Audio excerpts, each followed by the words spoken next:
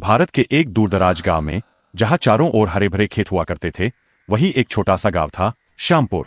इस गांव में रहता था एक गरीब लेकिन ईमानदार किसान, जिसका नाम था रामदीन। रामदीन के पास न तो बड़ी जमीन थी, न ही कोई धन दौलत। उसके पास था तो बस उसका मेहनत से कमाया हुआ खेत, उसकी श्रद्धा और उसकी अटूट भक्ति मां काली के प्रति। किसान का जीवन। रामदीन रोज सुबह सूरज निकलने से पहले उठता। सबसे पहले वह अपने कच्चे घर के एक कोने में बनी मां काली की छोटी सी मूर्ति के सामने दीपक जलाता। जय मां काली, आज भी मेरी लाज रखना मां, यह कहकर वह खेत की ओर निकल जाता। उसकी पत्नी सीता और एक छोटी बेटी गौरी थी। परिवार छोटा था लेकिन खुशहाल, जब तक किस्मत ने करवट नहीं ली। सूखा और संकट। एक साल गांव में भीषण सूखा पड़ गया। महीनों तक बारिश नहीं हुई। खेत सूखने लगे, फसलें जल गईं। गांव के बड़े जमींदारों के पास तो भंडार था, लेकिन रामदीन जैसे छोटे किसान भूखमरी के कगार पर आ गए। रामदीन ने फिर भी हिम्मत नहीं हारी। वह रोज मां काली से प्रार्थना करता, मां, भूखा मैं रह लूंगा, पर मेरी बेटी को भूखा मत रखना।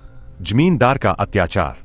गांव का सबसे बड़ा जमींदार था रघुवीर सिंह, घमंडी, निर्दयी और लालची। उसने गरीब किसानों को कर्ज देकर उनकी जमीन हड़पने का षड्यंत्र रच रखा था। एक दिन वह अपने आदमियों के साथ रामदीन के घर आया। कर्ज चुकाओ रामदीन, नहीं तो खेत मेरा। रघुवीर सिंह की आवाज में झर था।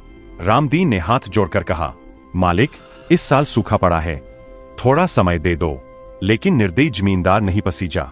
अपमान और अन्याय। रघुवीर के आदमियों ने रामदीन को सबके सामने अपमानित किया। उसकी फसल, उसका बैल, सब छीन लिया गया। गांव वाले डर के मारे चुप रहे। उस रात रामदीन टूटा हुआ था।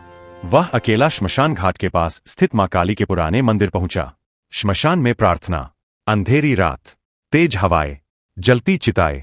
रामदीन ने कांपते हाथों से दीपक जलाया और जोर से रो पड़ा, मां काली, अगर मैं गलत हूं तो मुझे दंड दे, लेकिन अगर मेरे साथ अन्याय हुआ है तो न्याय जरूर करना मां। उसकी आवाज दर्द से भर गई। मां काली का प्रकट होना। अचानक आसमान में बादल गरजे, जमीन कांप उठी। मंदिर में रखा दीपक अपने आप जलने लगा। धुएं और प्रकाश के बीच से मां